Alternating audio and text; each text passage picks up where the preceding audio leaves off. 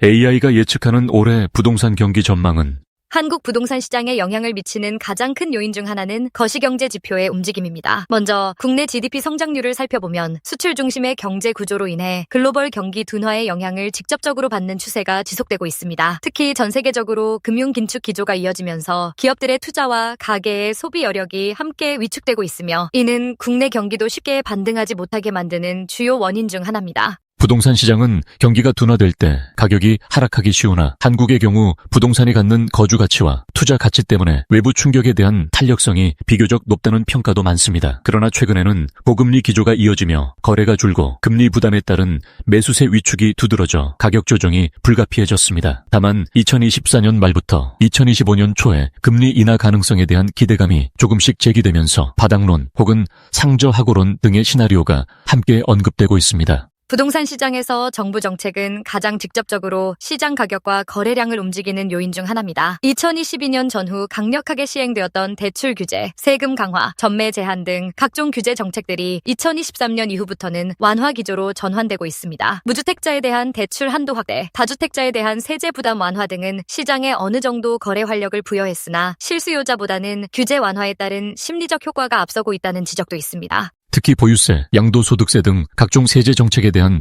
추가 완화 여부가 시장의 투자 심리를 크게 좌우할 것으로 보입니다. 예컨대 다주택자의 추가 매수 진입이 활발해지면 전세 물량 증가로 전세 가격 안정에 기여할 수 있지만 반대로 시장에서 투기 수요가 커질 경우 집값이 단기간에 다시 급등할 위험도 있습니다. 때문에 정부가 규제 완화를 지나치게 가속화하기보다는 지역별 양극화를 감안한 선별 완화와 시장 안정화 조치를 함께 추진할 것이란 전망이 우세합니다. 2024년 하반기에서 2025년 초반으로 접어들면서 각국 중앙은행이 계속해서 고금리를 유지할지 혹은 경기 침체 우려를 완화하기 위해 서서히 금리를 인하할지가 부동산 시장의 중요한 분기점이 될 것으로 예상됩니다. 금리가 높을 때 가장 타격을 받는 계층은 변동금리 대출자 및 투자 목적으로 부동산을 구매한 다주택자들입니다. 대출 부담이 가중되면서 매도를 고려하거나 매수를 주저하는 상황이 이어질 경우 거래 절벽이 장기화될 가능성도 존재합니다. 반면 금리가 어느 정도 안정을 찾고 시장에 금리 인하 기대감이 반영되면 실수요자들이 다시 움직이며 가격 하단을 형성할 가능성도 배제할 수 없습니다.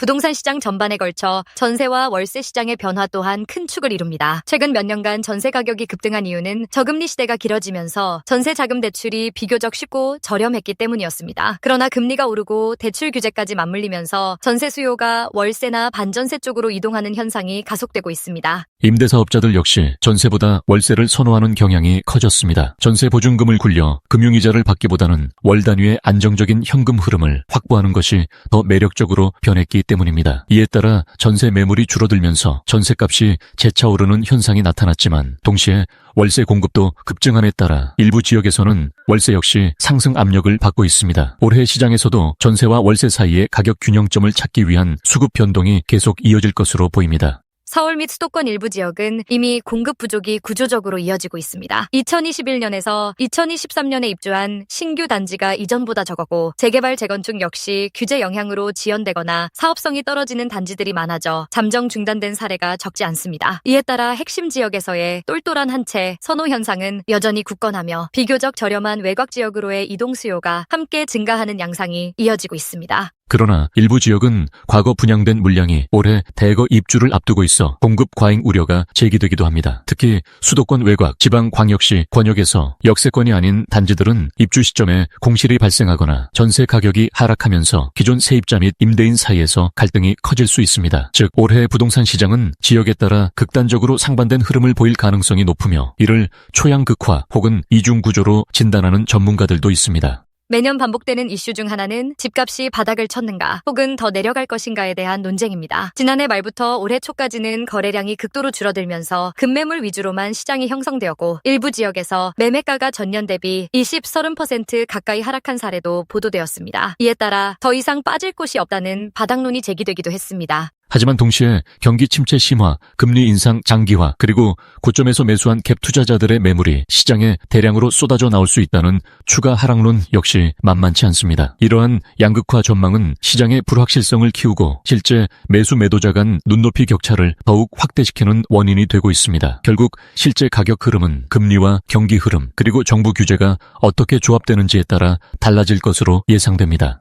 서울 및 수도권 주요 지역에서는 재건축 재개발을 통해 도심 주택 공급량을 확보하려는 움직임이 꾸준히 이어지고 있습니다. 정부 차원에서도 노후 주택 문제 해결과 주택 공급의 안정화를 위해 규제 완화를 검토하는 기조를 보이고 있습니다. 안전진단 기준 완화, 용적률 상향, 초과이익 환수제 완화 등이 대표적인 예시입니다. 이러한 규제 완화 기조로 인해 재건축 기대감이 큰 단지들은 가격이 상대적으로 덜 떨어지거나 심지어 반등하는 모습을 보였습니다. 특히 목동, 여의도, 압구정 등 전통적 인기 지역의 아파트 단지들은 재건축 사업 추진 속도에 따라 추가 상승 가능성이 제기되곤 합니다. 그러나 사업성, 이해관계자 간 갈등, 높은 이주비 부담 등 걸림돌이 많아 실제로는 수년간 지연되는 경우가 빈번합니다. 그렇기에 재건축 기대감만으로 가격이 먼저 뛰어오르는 상황이 과열로 이어질 수 있다는 우려 또한 존재합니다. 최근 정부와 지자체는 사회 초년생 청년, 신혼부부, 무주택 서민 계층을 위한 주거 지원 정책을 다각도로 모색하고 있습니다. 보증금 부담 완화, 장기 전세주택 공급, 청년 월세 보조금 지원, 특별 공급 물량 확대 등이 대표적인 사례입니다. 이 같은 정책이 실수요를 지원해 전 월세 시장을 다소 안정화할 수 있지만 공급 규모나 지원 대상, 그리고 심사 기준 등이 제한적이라는 지적도 있습니다. 그럼에도 불구하고 청년층이 주택시장에 진입할 수 있는 통로를 넓혀준다는 의미에서 이들 정책들은 어느 정도 긍정적인 평가를 받고 있습니다. 다만 일각에서는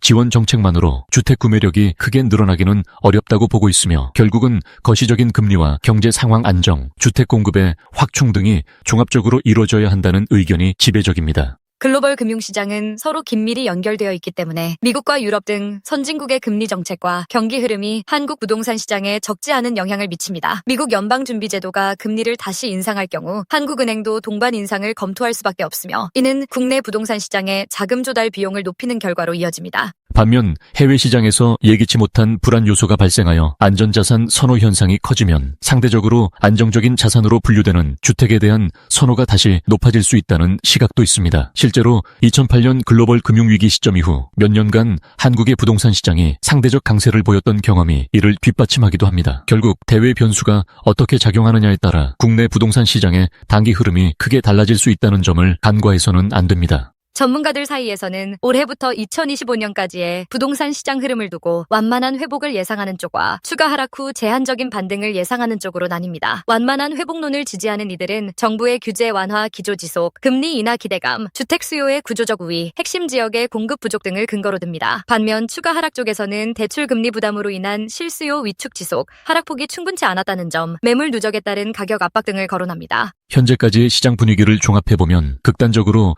2010년대 초중반처럼 수년간 가격이 계속 빠지는 시나리오는 비교적 가능성이 낮다는 견해가 많습니다. 다만 단기간 내에 과거처럼 급등세가 재현되기는 어려우며 점진적 국지적 회복과 더불어 일부 지역은 계속해서 약세가 이어지는 양극화 장세가 지속될 가능성이 높습니다. 실수요자와 투자자에게 주는 시사점. 실수요자 입장에서는 금리 인상 기조가 다소 누그러지고 있지만 변동금리 대출 비중이 높다면 앞으로도 이자 부담을 주의 깊게 살펴야 합니다. 불확실성이 높으므로 당일 시세 차익보다는 안정적인 거주 가치와 생활 편의를 우선적으로 고려하는 것이 현명합니다. 정부의 정책 변화나 청약제도 개편 등은 실수요자에게 유리하게 작동할 여지가 크므로 관련 소식을 꾸준히 모니터링해야 합니다. 투자자 입장에서는 정부 규제가 다소 완화되더라도 금융 환경이 여전히 경직되어 있는 만큼 레버리지 투자의 리스크 관리가 필수적입니다. 단지별, 지역별 편차가 심해지는 국면이므로 입지, 개발, 호재, 미래 가치 등을 꼼꼼하게 따져서 옥석 가리기에 집중할 필요가 있습니다. 단기 급등 기대보다는 중장기적 관점에서 수익 구조를 설계해야 하며 특히 재건축 재개발 같은 정비 사업은 사업성 검증이 충분히 이루어져야 합니다.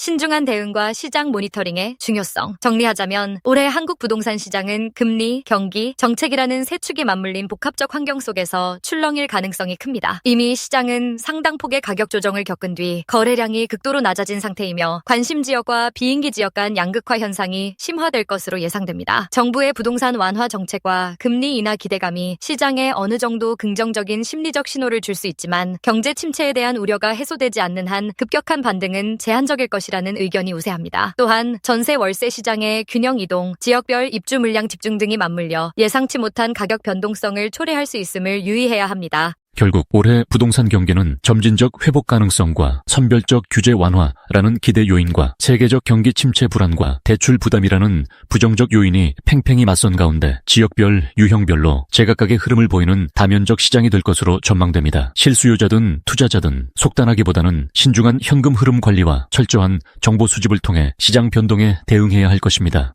안녕하세요. 지성의 숲입니다. 지금까지 6,400개가 넘는 영상을 올리고 5만 명의 구독자 여러분과 함께할 수 있었던 것은 모두 시청해주시는 분들의 관심과 성원 덕분입니다. 앞으로 더 가치 있고 유익한 콘텐츠로 찾아뵐 수 있도록 최선을 다하겠습니다. 유튜브에서 성필원으로 꼭 검색해주세요. 그리고 좋아요와 구독 버튼을 꼭 눌러주시고 앞으로도 꾸준한 관심과 응원 부탁드립니다. 여러분께 진심으로 감사드리며 계속해서 함께 성장해 나가길 바랍니다. 고맙습니다.